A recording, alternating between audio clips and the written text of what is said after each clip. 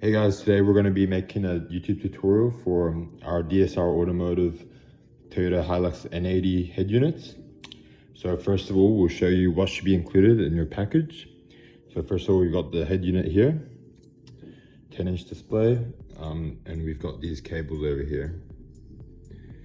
So first of all, I'll show you guys what cables you do not need to use if you're connecting to your factory camera. So first of all, we do not need this 1080p reverse camera, which comes included with all of our kits, and we do not need these cables here. We're going to be using this cables here, which comes with the canvas module. And here are your RCA cables, microphone, reverse camera cable, some USB inputs, and a GPS, and a mount, and a tool you can use for installing the head unit. So today we're going to be installing it on this 2022 Toyota Hilux N80. I'll first run you guys down through it. So basically we're going to have to take these clips off over here, take this plastic thing off, take this out, and then we're going to remove the head unit, the factory one. So just using the screwdriver end bit, we're going to just remove these two first screws first. So just put it in here and slowly, with no pressure, just unscrew them over here. So just remove these pieces too after you remove the screwdrivers. Then you can slowly just get this all loose. So once you got this loose, you can come here and slowly make it all loose. So loosen it all up.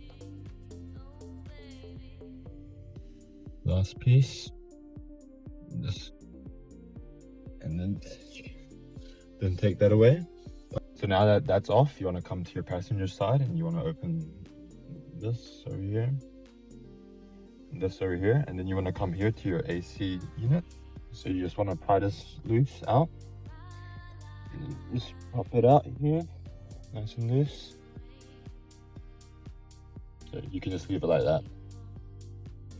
So once this is out, you can come to your glove box and slowly press here and just pop it out.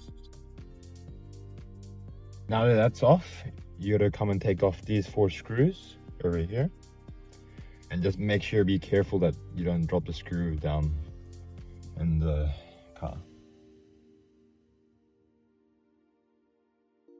So once you've got the radio out, you need to make sure that you fully disconnect the battery to ensure that no fuses blow during installation.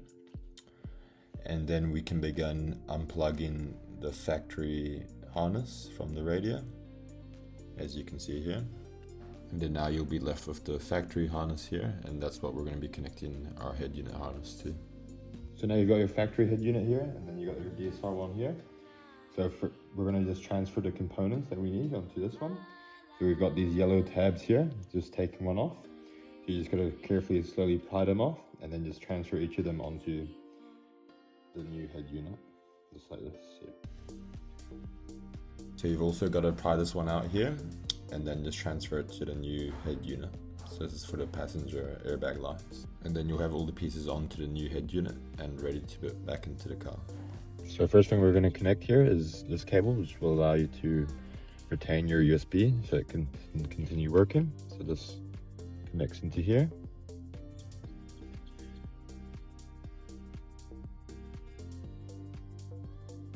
Like that.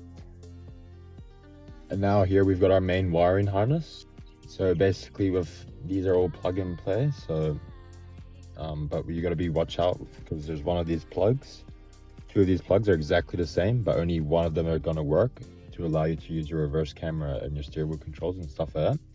So basically once we've connected the head unit, if it's not working, then you're going to have to just use the other option. So only one of the options will work. So you're just going to have to test both of them out. So let's begin. We're just going to start plugging these in. So this one, for example, goes into here. So you just make sure they clip in nice and securely. You can usually hear them click. When plugging them all, you can also see what pins, make sure that they match with the pins here. You can see the pins.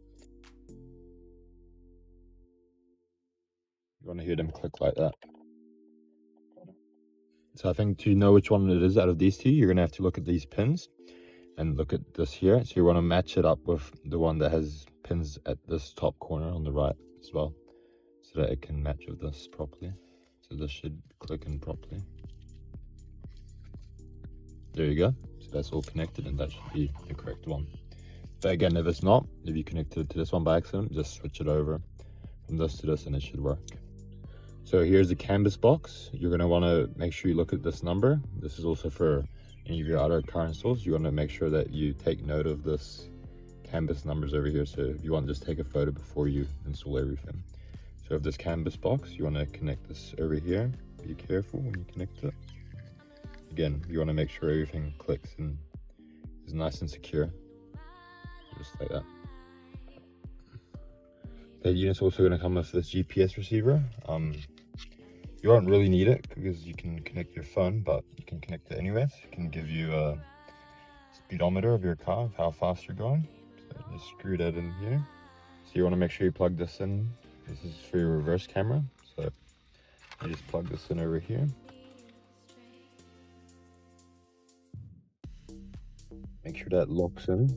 All these connections, you want to make sure they always lock in so the pins are correctly in place. And these two cables here, for any of your other head unit installs, make sure you always install this even if you're not installing a reverse camera. That's because this is a Bluetooth and Wi-Fi receiver as well. This cable here is what's going to connect to your reverse camera cable over here, just like that. Hey guys, so I just wanted to show you something here. You need to make sure that you connect the reverse lead that is actually connecting to the plug that is actually connected to the correct reverse wires from the factory harness, if that makes sense. So basically, if one of them isn't picking up a signal, it's likely that you might have connected it to the wrong one here. So just make sure to test both out. And then something that lots of people commonly miss out on is this one over here. You got to make sure you connect this so that everything can work properly.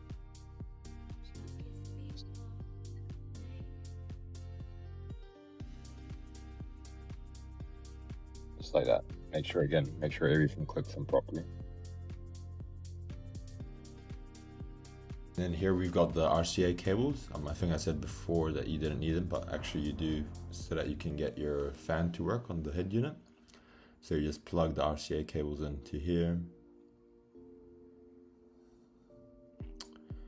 And then you connect this piece over here to the fan so that can work, and just make sure that all clicks in properly. So we've also got these extra USB connectors if you want to plug them in, and you can just route them from here, connect them, and then you can just put them all through here and then just pop them out here, and you can have extra USB connections for charging or any other of your other devices. And then we've also got a microphone which you can connect also. This you just plug it into our RCAs over here to the mic connection, and you just plug that in right there. And then again, you can just route this wherever you want to, perhaps your steering wheel, underneath your steering wheel, and if you just want to have a better microphone quality. But otherwise, the head unit comes with a built-in microphone right here. So here we are. Now we're gonna just put everything together. So this, remember this one from before, we're gonna make sure we plug this in. This goes into this little hole here. Look at it here.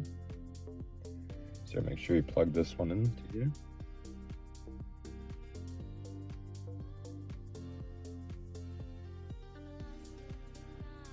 Just make sure that's nicely plugged in. And then now we're going to plug our main power connection, which is the most important of all the cables. Just make sure this is not tangled up. So we're going to plug this into here. So make sure when you're plugging this in, be very careful, as you want to make sure all of these pins are working correctly. So just put this into here. Again, press it nice all at the same time. Make sure it all plugs in. Make sure that's nice and tight as well. If you tug on it a little bit, very carefully, you should feel it all nice and secure and not moving at all. And then here we're going to connect our airbag lights. So we're just going to put this into this one here. And then again, please remember that not all of these connections need to connect for it to be working. So don't be alarmed if not all of your connections are connected for these radios. This goes for all of our other head units as well. So I'll just put this in carefully over here. So then you just gotta put everything back in, make sure the clips are all secured on as well. And then assuming we've put everything in together, the head unit should work perfectly. So here's the main screen.